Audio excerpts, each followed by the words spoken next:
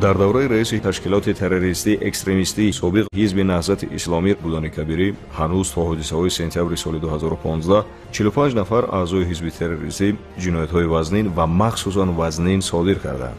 соли 2010 раиси бахши ташкилоти террористӣ экстремистии собиқ ҳизби наҳзати исломӣ дар ноҳияи Рашт Давлатов Ҳусниддин дар ҳайати дастаи террористии бародараш Давлатов Аловдин бо тахаллуси Алии Бедакӣ ба узви иттиҳоди террористии ҷамъияти Ансоруллоҳ Раҳимов Абдулло бо лақаби Мулло Абдулло 25 нафар хизматчиёни вазорати мудофиаро ваҳшиёна ба қатл расонидаанд. моҳи июли соли 2012 роҳбарони бахши вилоятӣ ва шаҳрии ташкилоти террористӣ экстремистии собиқ ҳизби наҳзати исломӣ Маҳмадризоев Сабзалӣ ва Карамхудоев Шерик дар бетартибиҳои оммавӣ дар шаҳри Хоруғ иштирок намуданд.